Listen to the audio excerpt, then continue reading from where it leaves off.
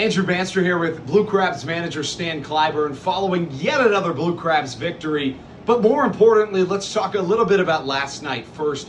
Stan picked up his 1,800th professional managerial win. I mean, what an incredible feat. I was able to talk to you after your 1,700th. Really happy to do it here again. What is that like? How does it feel? And, what are kind of the emotions after that win? Well, first of all, Andrew, it's about the players. And I addressed that today when y'all had the little ceremony for me here in the locker room, which was very emotional for me. It's a very big time for me. But I emphasize the most is about the player. It's about what those guys do out in that locker room, what they do, the chemistry, and then take it out on the field and have a big win like we did tonight, 7-6 to come back. A great crowd on fireworks night. The 1,800 is great, no doubt about it. It's a lot of years, it's a lot of hard work, it's a lot of good players, it's a lot of great coaches, it's a lot of good front office. Everything that's involved from day one to when you start a season that goes into preparation to go out and win a baseball game. And 1,800, that's a lot of years. That's a lot of preparation, that's a lot of sacrifice. And this game has been a part of my life for coming on 50 years now as a pro game, and you just love it. You take every day like it's a new day. You don't dwell on your losses, you build on your wins, and tonight was a big win for us. So I'm so proud of the guys, the way they keep battling all year long. They give us a complete effort day in and day out, and it's never one guy any different any night. It's always a different guy coming through. And you look at the Howard guy just joined us 2 days ago, and big home run last night, and a key bunt for us to get that go-ahead run there in the eighth inning tonight. So total team effort. But again, 1,800 is a beautiful thing. But I tell you what, if you don't have players like we have here in Southern Maryland, if you don't have players like I've had the years with Minnesota Twins, and I mentioned guys like David Ortiz, Johan Santana, and Francisco Lariano, Joe Mauer, Justin Morneau, the list goes on and on. And I just told the guys today, be one of those names one day that right here in this locker room in Southern Maryland. And I hope that happens. And we even talk about guys like Dustin Knight, right? Of course, you have the Ortizes and the Mauers that it grew into be these huge superstars, but, the Dustin Knights of the world that come up and make their MLB debuts later, I mean, it just talks about the impact that you've had over the course of your career. 8 championships as a player, another 6 as a manager. When looking back at your career, and like we said when we spoke last night, I expect a ton more wins in the future as well. But looking back from the point we're at right now, what are kind of some if you were able to kind of summarize some of the really key moments over these last 29 years as a manager? Well, I would have to say, again, looking back on the years with Minnesota Twins, 10 great years from 2000 to 2010 at AAA and AA. I mentioned all those names earlier that we talked about. Tremendous guys, tremendous athletes.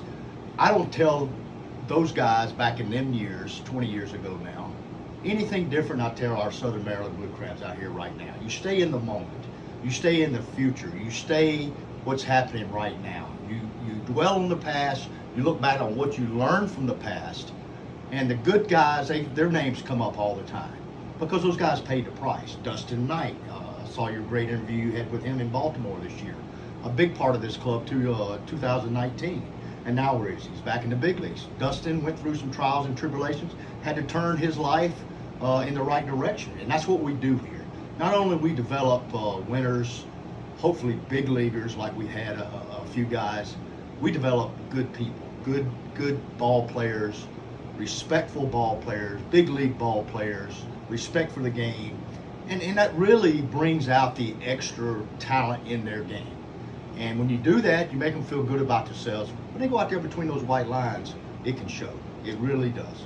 So my very last point, we talk a little bit more about your playing career. Of course, you make your MLB debut in 1980, and you come up with guys that are also managing these days, guys like Joe Madden and the like. I mean, obviously a good coaching tree coming from that system, but what did you take from your 14-year playing career into the managerial ranks, and what did you learn, playing with those great baseball minds? And to finish that, like we mentioned last night, you're one of, in my opinion, the great baseball minds of the last 30 years. Well, I appreciate that, Andrew. It's very humbling for you to say that. But let's bring up Joe Madden, a guy that I loved to death. We were together 5 years in the minor leagues. Joe was like the Wizard of Oz.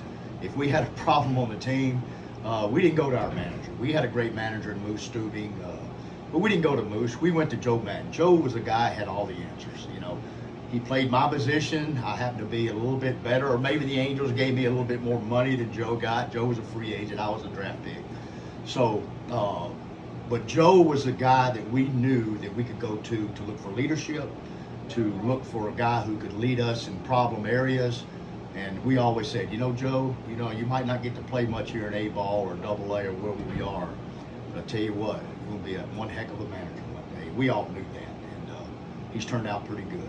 Joe and I stay in contact all the time. Great man, a great job what he's doing. He's an ambassador to the game.